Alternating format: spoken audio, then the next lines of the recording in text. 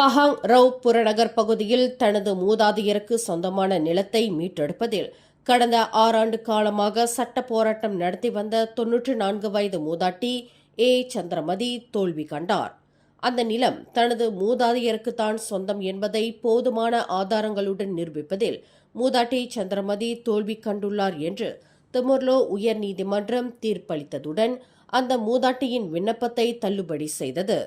ரவ் மாவட்ட நில அலுவலகத்தின் பதிவுகள் உண்மை மற்றும் சரியானவை என்று தீர்மானிக்கப்பட்டதாகவும் மூதாட்டி சந்திரமதி அதற்கு நேர்மாறான எந்த ஆதாரத்தையும் கொண்டிருக்கவில்லை என்று நீதிபதி ரொஸ்லான் மட் தமது தீர்ப்பில் தெரிவித்தார்.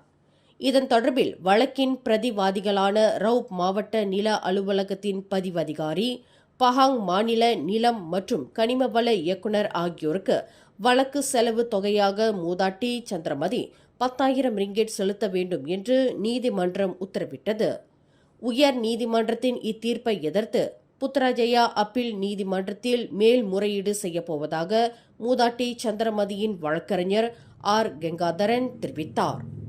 11 பிள்ளைகள், 20 பேரப்பிள்ளைகள் மற்றும் 10 கொள்ளு பேரக்குழந்தைகளை கொண்ட சந்திரமதி தனது தாத்தா ரப்பர் தோட்டங்களில் வேலை செய்து கடின உழைப்பின் மூலம் சம்பாதித்த பணத்தை பயன்படுத்தி அந்த நிலத்தை வாங்கியதாகவும் அது 1970ஆம் ஆண்டு அறங்காவலராக இருந்த அவரது சகோதரனால் தனக்கு வழங்கப்பட்டதாகவும் சந்திரமதி தனது வழக்கு மனுவில் தெரிவித்துள்ளார்.